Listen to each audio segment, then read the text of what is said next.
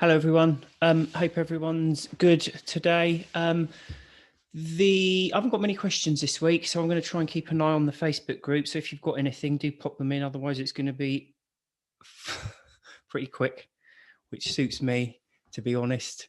But there we go. Right. So moving on to the questions immediately then.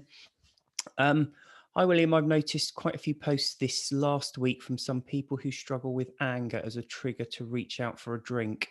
In your book, you describe the process of really focusing on what the drink does for you, how it tastes, how it makes you feel, etc.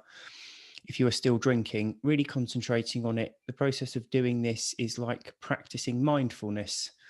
I'm so lucky to have learnt mindfulness techniques in the past to help manage emotions. It's been so helpful in increasing self-awareness and working through those emotions without having to react to them. I'm using mindfulness alongside your book daily to help with staying alcohol free. The process of dealing with triggers for alcohol, like anger, can be practiced in the same way. Do you practice mindfulness? And if so, can you recommend any books or resources to help others who struggle with their emotions in becoming alcohol free? Um, no and no. I don't practice mindfulness, although maybe I do without being really understanding what it is. I don't really understand it. It's a term that gets bandied around a lot, and I haven't really spent any time looking into it. But I think it is just sort of concentrating on things a bit more, and just analysing how you feel and how you react to them. So if that is it, then yeah, I suppose I do it, but I've never actually delved into it in this sort of a more structured way. So I would struggle probably to recommend anything. I think the point about emotions is a bit more of a basic one though, because so when we drink alcohol, it does two things to us. It anesthetizes, so it's a chemical depressant, a sedative.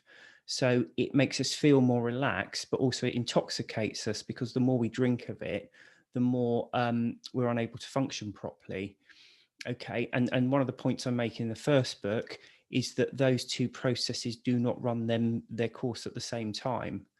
Okay, so when you take an alcoholic drink, I mean, I suppose the first place to start is the basic physiology as ever, in that alcohol is a sedative. And when you drink it, your brain reacts to it by becoming hypersensitive, so it can work under the sedating effects of the alcohol. Over time, your brain becomes more and more proficient at countering the sedating or depressing effects of the alcohol, with the consequence that you can drink more. And that's what tolerance is. It's your brain becoming more proficient and being able to handle a greater amount of the poison. But the problem there, of course, is the more oversensitive it becomes when you're drinking, the more you drink. But when it wears off, that oversensitization remains for a period. And that's what alcohol withdrawal is. It's that unpleasant, anxious feeling you get when a drink wears off, which is why people wake up at 3 or 4 in the morning unable to get back to sleep. It's that chemical imbalance caused by the previous drinks. So when you have an alcoholic drink, it, one, relaxes you, and two, anesthetizes you. But the anesthetization, the intoxication, lasts for far longer than the relaxation. So if you take a drink for the relaxing effect, in 5, 10, 15 minutes, whatever, it's worn off and left an unpleasant, anxious feeling. So you reach for another drink. But the problem is, as you keep drinking, the intoxication builds up and builds up. And I kind of use figures in the book. I say, if you like the feeling 2 alcoholic drinks gives to you, then you take 2 alcoholic drinks and your 2 alcoholic drinks relaxed and 2 alcoholic drinks intoxicated.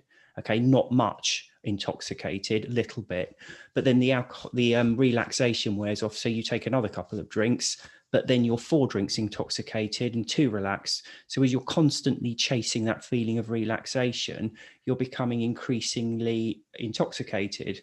The reason I'm mentioning this while talking about anger and emotions is one of the parts of the brain that's particularly vulnerable to the intoxicating effect of the alcohol is a part of the brain at the front called the limbic system, which also regulates emotion. So as you drink more and more in the course of a drinking session, so your brain becomes increasingly incapable of regulating your emotions. So normally you might lose your temper, but we're sensible, rational people, and we get a grip of it and we calm ourselves down and we carry on. When you're drinking, your ability to calm yourself down and to get a grip of your emotions starts to disappear. Okay, and that's why there's this huge correlation between drinking and violent crime. And, you know, when people drink, they become really introspective, they become tearful, you become incapable of regulating your emotions. So this is one of the ridiculous things about drinking for an emotional reason. So take anger. If something happened and it makes you angry, you take an alcoholic drink and it sedates that feeling of anger slightly, but then it wears off after a very short space of time. So you need another one.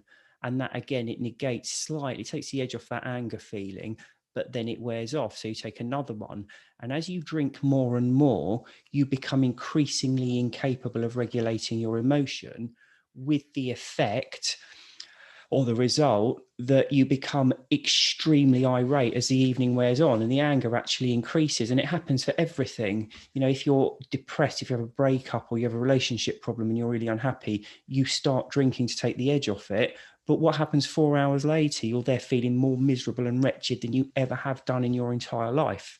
So that's how we end up with this really strange kind of completely contradictory understanding of alcohol, in that we all naturally reach for a drink when we're feeling angry or upset or whatever.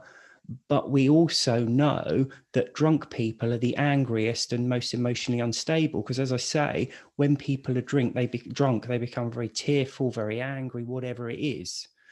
So it's useful just understanding that dynamic, because if you're reaching for a drink when you're angry, you're making everything much, much worse. So for me, that's more useful. That knowledge is probably more useful than necessarily practicing mindfulness. Just to understand that, yes, you may be extremely angry, extremely pissed off, extremely upset, but alcohol is going to make it worse. And I'm not talking about worse the next day when you wake up. Of course, that's the case. It makes it worse that actual evening. You get a very slight reprieve, but when it wears off, it gets worse and worse and worse. So I think that's the important point to make there. The next question is, how quickly does FAB kick in? So that's fading effect bias. Is it different depending on where the drinker is at in terms of how deeply into it they are? And does it make a difference between binge and regular drinkers? So fading effect bias describes a universal human trait. And by universal, I mean it transcends culture and countries. Every human being, every every country in the planet exhibits this. And what it is essentially a way by which humans look back on past events much more positively than when they actually happened. So how that works is no one really knows why we have it, but it's assumed it just keeps people positive and maintain a positive outlook on their lives, because we look back on our lives much more positively than when we were actually living them. And it helps us just to maintain a more positive outlook. But the problem kicks in when we're looking at things like addiction, because when you are drinking, you know, you're tired, you're miserable, you desperately want to stop. But when you do stop, few things happen. Firstly, you get better quality sleep, that chemical imbalance disappears, so you get your mental resilience back. Everything is much, much better. But humans are great at taking things for granted. So, you know, however good a person's life is, they will very soon take it for granted and start picking holes in things. And that's what we do with sobriety, basically. We quit and then we sit there and moan about things. And instead of looking at it in the correct way, which is, yes, I may not be particularly happy today, but God, would I be so much more miserable and depressed and angry and upset if I was drinking? What we do is we start to fantasize about drinking. We see it in a completely unrealistic way. We sit there and we think how wonderful it is. And then, of course, we go back to it for that reason. But the problem is, when we go back to it, we're not going back to the fantasy. We're going back to the rather grim reality of it. And I've said this many, many times. When you stop drinking, when you start looking back fondly on your own drinking, if that was the reality, no one would have ever stopped in the first place. Okay. It is as simple as that. You're looking back on it in a completely false and erroneous way. How quickly it kicks in, I honestly don't know. I don't think anyone's done any tests on it, because there's a few other aspects at stake here as well. Because one of the points with the chemical imbalance withdrawal from alcohol is it erodes your mental resilience. So take a sort of an average person who's, fairly confident and fairly strong-willed and, just a confident, normal person. When they drink alcohol and it wears off, they start to feel timid and afraid, and problems in life that they'd normally bat away quite happily start to look really intimidating, and they can't quite face them. As soon as that chemical withdrawal starts to balance out, and it only takes a few days, we start to go back to that mentally resilient self. So what can often happen is when you wake up on like a Sunday after or Sunday morning feeling really anxious, and you worry about everything, and everything looks worse. So you look at everything in its worst possible light, including your own drinking. So you're looking at it and thinking how awful it is. But a few days later, as you come back to the next weekend, your mental resilience comes back, so you start to not worry about it too much. The other thing humans are very bad at doing is remembering what true misery or pain is. Okay, most of us in life have suffered some like quite intense pain, but if you try and remember it, you can kind of remember the idea of it, but you can never quite remember how awful it is to feel it, if you know what I mean. And the same is true with mental health issues, and indeed withdrawal, is that almost as soon as they're gone, you can't quite remember the depth of misery that it caused you. So all of these work to the same way. And I'm not sure if you call it a fading effect bias or just the chemical changes that are going on to make you more resilient, but you very quickly reach to the stage where you're thinking, I don't have a drink problem, it's fine. I get drink too much on occasion, but who doesn't? So you see it very differently. And whether it's fading effect bias or that chemical imbalance, I think is pretty much irrelevant. So yeah, I wouldn't worry too much, but I think I remember for myself one time I had far too much, and I remember sort of thinking this can't go on.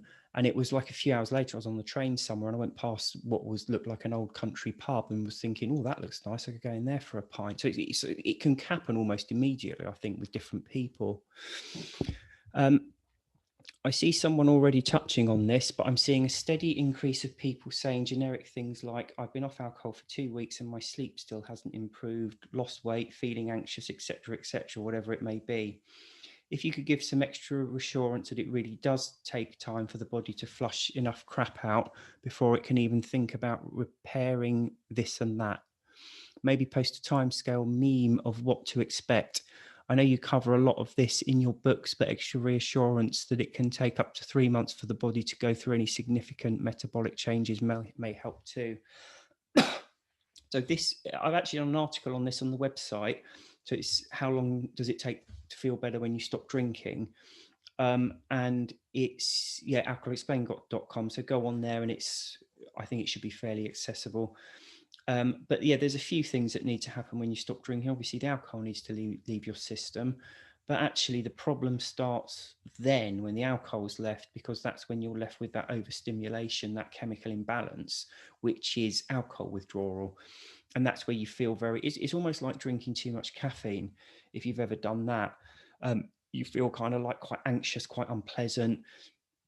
You won't be able to sleep. That's why a lot of people struggle with sleeping the first few nights.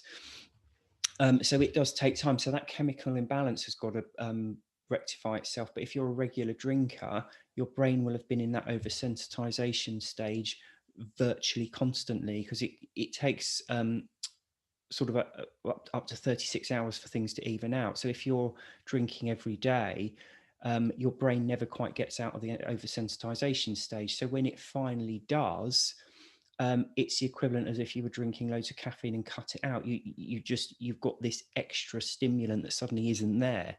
So you can then go through almost the opposite of what happens when the alcohol first wears off, where you're really anxious. You go the other way, you're sleeping all the time, you've got no energy. And it does take time for that. I think the most I've ever come across was someone suffered it for about 5 weeks, that kind of tired, heavy feeling. And I think after that, you then need to bear in mind that you do need to get some decent night's sleep under your belt before you start to feel better. Some people, so a lot of people will quit alcohol and find that actually that was their problem.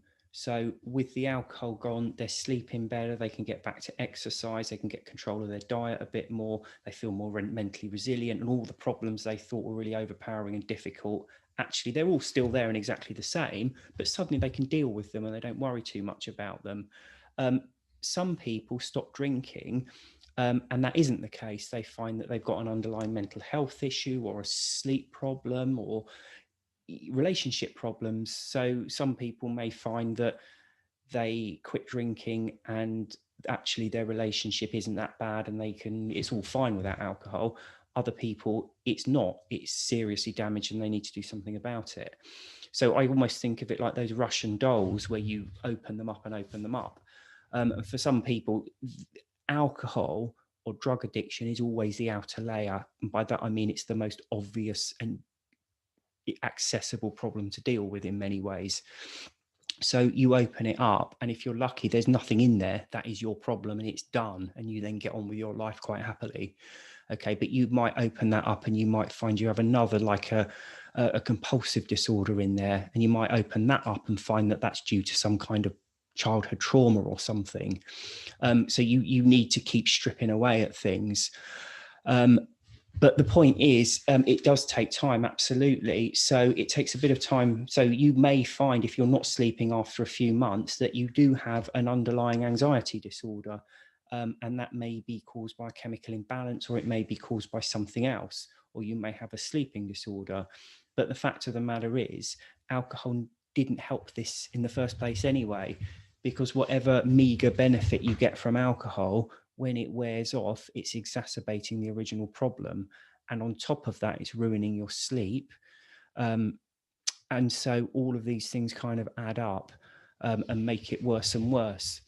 So I would say, yes, absolutely, that is correct. But if you are getting to the stage where you're getting to a few months in and things aren't improving for you, then think about maybe there are underlying issues. Not to say that you go back to drinking, but actually what that allows, because don't forget with a Russian doll, if you've got a few problems in the outer one, you have to get rid of that outer one to get to the inner ones. And a lot of times I hear a lot of frustrations with people because they will sit there and they will say, you know, I have anxiety or depression or a mental health issue. That's why I drink. And I need something from the doctor to rectify that, to allow me to stop drinking. Okay, that makes sense on one level, but the problem is they go to the doctor, and the doctor, if they're doing their job properly, will be saying you need to quit alcohol first. Now, the reason for this is, I've explained this to a few people, it's very hit and miss taking drugs and prescription medicine to rectify mental issues. Okay, and by hit and miss, what I mean is our understanding of human biology as far as the brain goes is really limited. It's in its infancy. So all we can really do is experiment with things. We can say, you're exhibiting these systems, try this, symptoms, sorry, try this, see how you go, let's look at it, let's look at the side effects, and what works for one person won't work for another.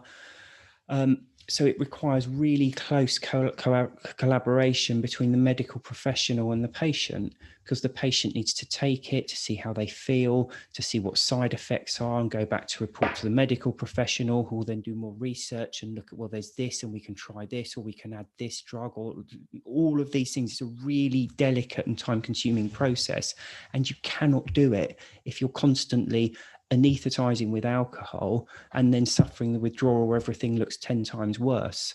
So frustrating as it is, you do have to quit drinking first. That should always be. And if you go to the doctor with a problem, I suppose there may be individual reasons why they would do this, but it's always very worrying if they are prescribing things while you are still drinking, because they can't do that very delicate analysis to see actually what is the problem here.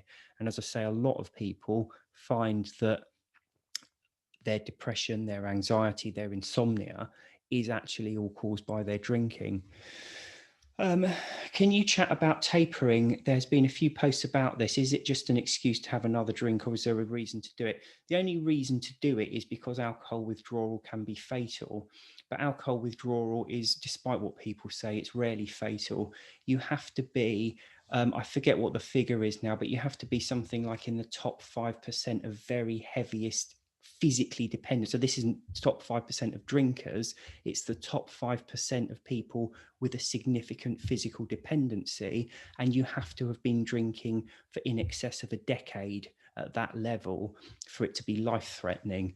Okay, that's delirium tremens. There's a completely separate thing, which is seizures, which is epilepsy. And there's no, despite what people tell you, there is no evidence of them ever being fatal. Okay, people have seizures and die, but that is usually because they're very heavy end stage alcoholics, and actually they're dying anyway. They're in a very bad state, and the seizure kicks in, but it's not actually caused their death. So it is frustrating when people are saying, you know, I'm drinking a bottle of wine a night for the last 6 months, and loads of people come in and say, oh, it's very dangerous, you need to taper. The problem with tapering is, yes, it can be an excuse, but I think the other thing to think about is, remember, alcohol is a drug, and taking a dose of it creates the desire for the next. And for that way, tapering doesn't work. It's like people trying to cut down smoking before they finally quit. It just doesn't work. And it's always a fascinating one as well, because particularly with drinkers, so many people say, oh, I'm just an all or nothing person. I'm all or nothing. It's like, well, why don't you go into your sobriety all or nothing? Cut out drinking and embrace sobriety. And suddenly, when it comes to sobriety, they're not all or nothing. They want to taper. So the problem with tapering is, if you are drinking, so go back to the simple physiology behind it, that you drink alcohol and your brain counters the depressing effects of the alcohol. Okay, if you're used to drinking 2 bottles of wine every night, your brain is becoming hypersensitive to counter 2 bottles of wine's worth of alcohol.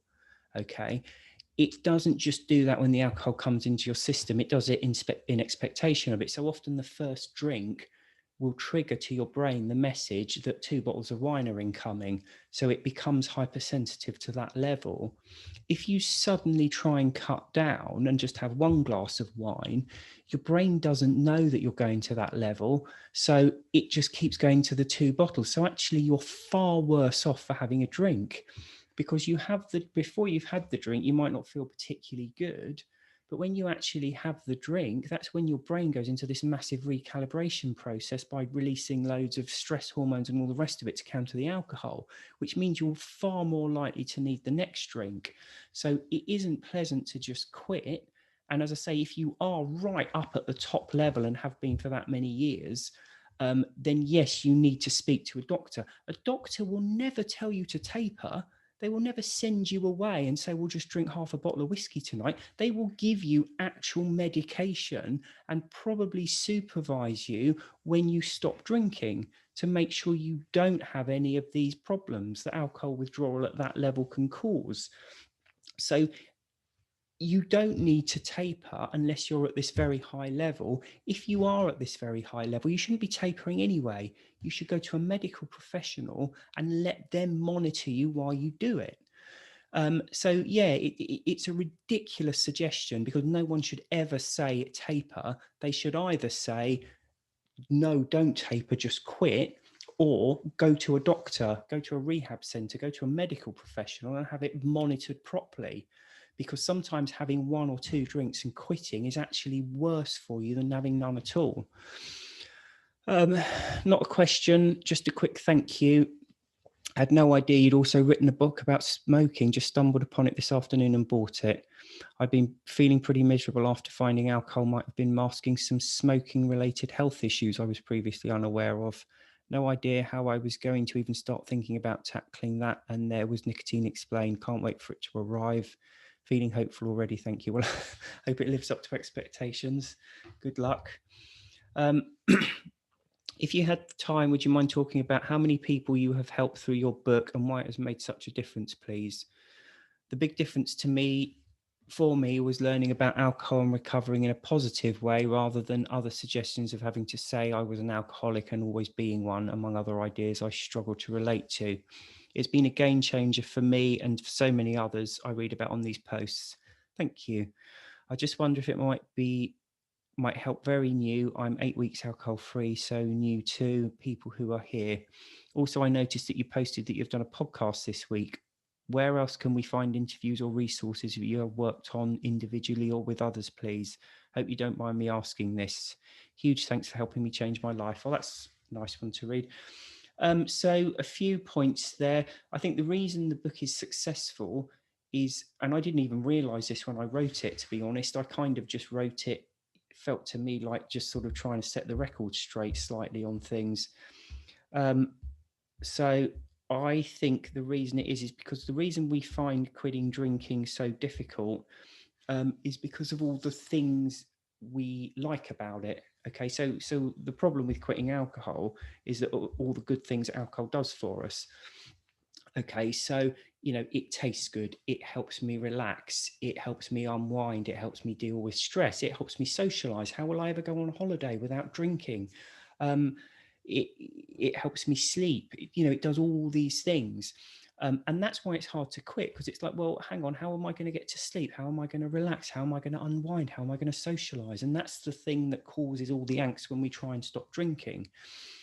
And I think when you break it down, of course, it doesn't do any of these things. It doesn't help us relax. It causes anxiety. It doesn't help us sleep. It actually ruins your sleep. It doesn't help you socialize. That's just a really intricate illusion. And you have a far better time socializing without alcohol if you do it in the correct way.